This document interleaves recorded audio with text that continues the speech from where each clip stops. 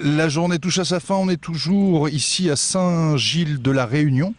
Je suis ravi de vous présenter quelqu'un que vous connaissez peut-être, même forcément si vous aimez l'athlète. Simplement cet homme-là, il est juste un peu caché derrière d'autres. Guillaume Tanon qui a... tu vas nous l'expliquer. D'abord bonsoir, je suis ravi de te recevoir. Quel est le sprinter français qui ne soit pas passé entre tes mains et entre tes doigts d'expert? Bonsoir. Beaucoup de sprinters sont pas passés entre mes doigts, ça c'est sûr.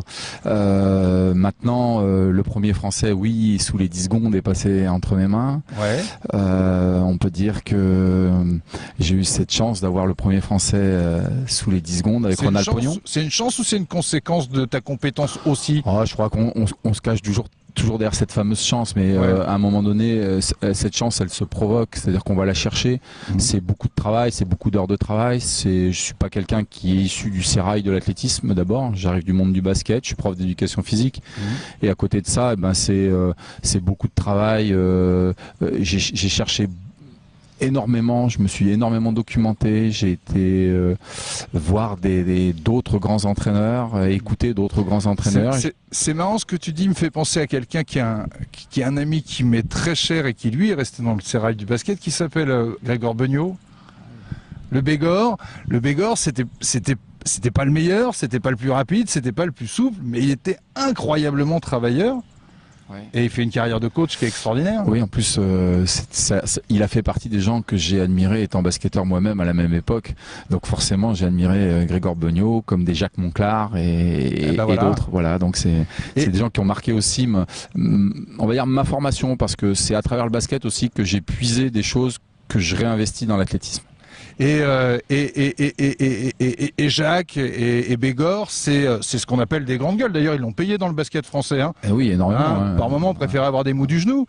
On retrouve ça dans ton coaching? Je sais franc-parler, j'ai le franc-parler avec mes athlètes, ça c'est sûr. Je crois que j'ai eu le franc-parler à certains moments aussi dans le monde de l'athlète, ça m'a pas toujours attiré des bonnes choses. Non.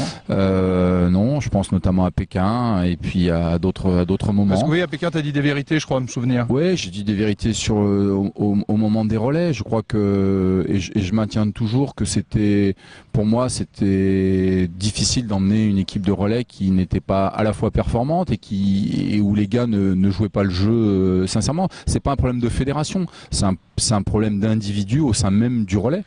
Et c'est d'autant plus vrai quand j'apprends personnellement ce soir que t'es un homme qui joue à 5. Ouais, t'es un homme de sport co, donc il n'y a pas plus sport co que le relais.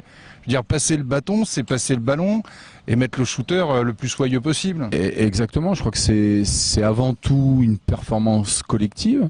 Avant d'être cette fameuse performance individuelle, il faut être bon, mais le joueur de basket, il est bon, il met les paniers, mais il met les paniers que s'il a une équipe autour de lui.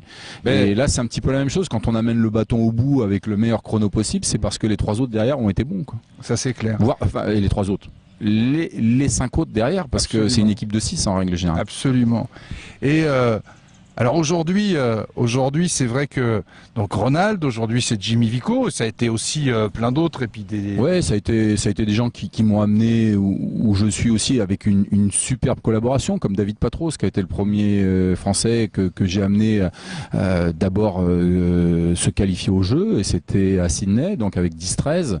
Il y a eu Martial Mbanjok 10-06 qui a toujours pas fait mieux à l'heure actuelle. Et alors que pourtant il a la Ferrari qui s'appelle Maurice Green, preuve que oui, je crois que c'est sans minimiser les qualités de Maurice ou quoi que ce soit. En plus, c'est quelqu'un que j'apprécie énormément. La preuve, c'est qu'on s'est bien salué aujourd'hui.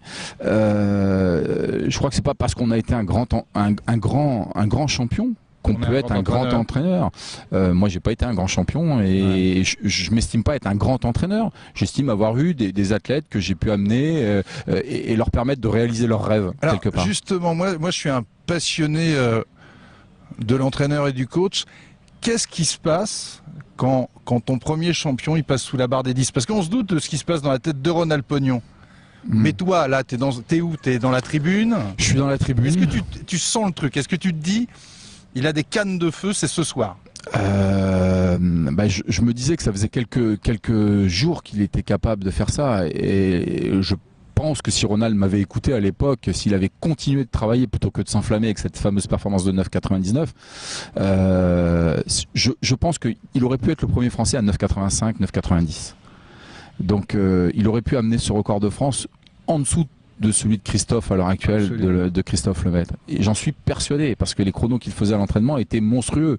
Et ça, il avait fait quand même le record d'Europe. N'oublions pas qu'il avait fait 6,45 sur 60 mètres. C'est extraordinaire les coachs, parce que alors c'est très drôle, parce que c'est la première fois qu'on se rencontre, Guy, mais il va falloir qu'on aille prendre une bière avec Bégor, parce que c'est terrible ça. Les coachs, et ce que les gens ne savent pas, c'est que vous passez votre temps, et c'est aussi votre taf, à voir ce qui n'a pas été, ce qu'on aurait pu faire, même dans les plus belles victoires. C'est étonnant, et c'est peut-être ça finalement, c'est pourquoi vous êtes un duo avec le champion ou avec l'équipe. Je crois que le coach ne se contente jamais de ce qu'il peut arriver à faire toucher du doigt son athlète ou découvrir son athlète ou la performance. C'est jamais un acquis, c'est-à-dire que la limite, comme l'athlète, le coach a envie de la repousser. C'est-à-dire qu'on ne peut pas se fixer des barrières à dire mon athlète, je l'ai amené à moins de 10 secondes, ça y est, c'est bon, j'ai réussi, quoi. C'est qu'on en veut toujours plus. Comme l'athlète, lui, a besoin encore de médailles et de médailles et de médailles et de records. Et le coach est un petit peu pareil, mais il est pareil à la fois dans le perfectionnisme technique. On va avoir envie d'ajuster un geste, de corriger un détail, savoir qu'il a fait 9,99, mais ce jour-là, s'il n'avait pas fait les fautes techniques, il aurait pu faire 9,90. Parce que l'athlète, j'imagine, moi je suis pas un spécialiste, mais à ce niveau-là de vitesse, c'est de l'hyper détail, mais qui change tout. C'est le positionnement d'un pied, je t'entendais discuter avec Daniel, la force d'un dos, enfin autant de choses qui changent tout. Exactement, c'est pas que des cas. On peut toujours faire les analogies dans le monde automobile avec la Formule 1.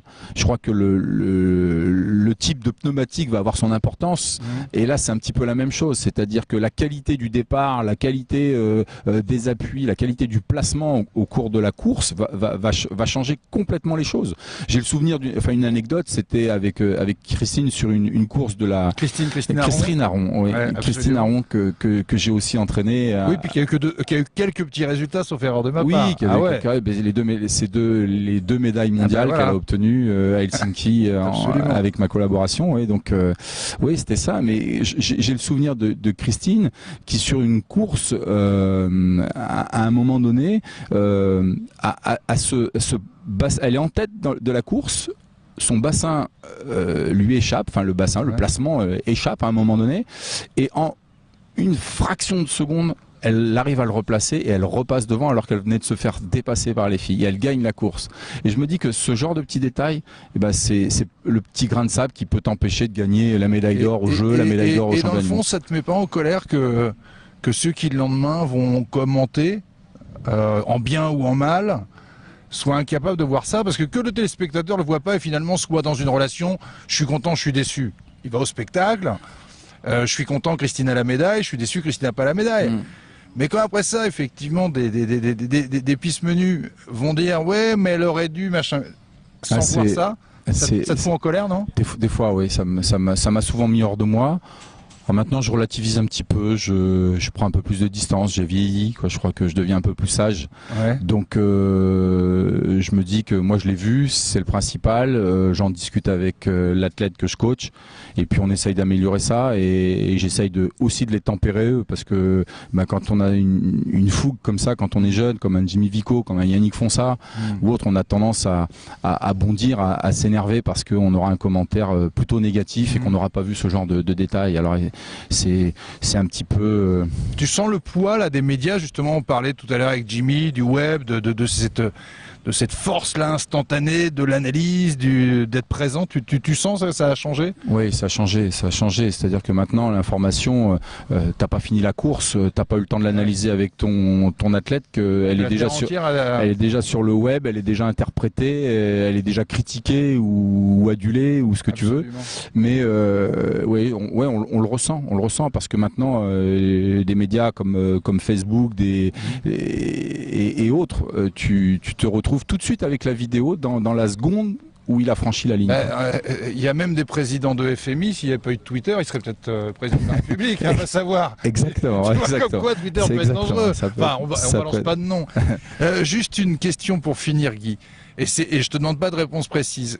Par exemple, dans le cas de Jimmy, dans un coin de ta tête, t'as une espèce de ligne, de temps où tu te dis, ce type-là peut aller chercher ça.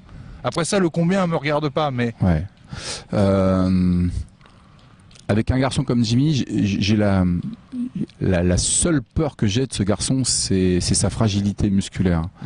Mais le reste, il a des qualités incroyables, insoupçonnables.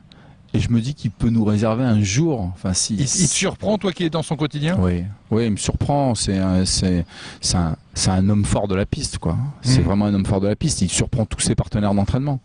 Donc, faut pas oublier que ce garçon, il a 20 ans, quoi. Il a 20 ans et on oublie qu'il a été quasiment le plus jeune finaliste mondial sur 100 mètres. Et c'était l'année dernière à Daegu. On espère qu'il aura qu'il vivra la même chose à Londres cette année. Je lui souhaite et je me le souhaite quelque part parce que je suis avec lui dans ce bateau et je serais profondément déçu pour lui et moi avec de pas le voir passer plusieurs tours à Londres. Mais le chrono qu'il peut réaliser, ce garçon, pourra surprendre beaucoup de Français, je pense, et beaucoup de personnes dans le monde. Savoir qu'il a été pointé du doigt par un certain Ato Boldon. Ouais, qui est un garçon qui a couru vite, sauf erreur de ma part. Hein, qui a couru vite. C'est un vrai moment de bonheur. Merci infiniment. Tu sais qu'on va diffuser ça sur des sports. Des sports, c'est le sport à La Réunion. C'est un mec comme Daniel Sangouma qui se dit le sport m'a tellement donné que j'ai envie de le rendre. C'est une belle aventure. Des sports, c'est partageons les valeurs du sport. Bah, tu vois, je crois qu'on l'a fait. On a parlé de sport enfin, pas de show business. Et puis je trouve que c'est sympa d'avoir invité Monclar, Bégor et toute la bande. Donc, c'est un vrai plaisir pour moi d'avoir pu évoquer encore ces noms-là et puis de leur rendre hommage parce que Jacques, je l'ai rencontré il y a peut-être encore 2 ans. Ouais. On a mangé ensemble et ça a été un vrai bonheur pour moi, quoi. Et bien alors écoute. On avait prévu avec Daniel de faire une photo pour envoyer un petit MMS à Jacques et à Bégor. Ben on se l'a fait tous les trois. Il n'y a aucun problème. Dès demain. Aucun problème, avec grand plaisir. C'était un super bonheur. Salut, on vous laisse, bonne soirée. Et puis on continue à se retrouver sur vivrelaréunion.com. Merci beaucoup Guy. Salut à tous.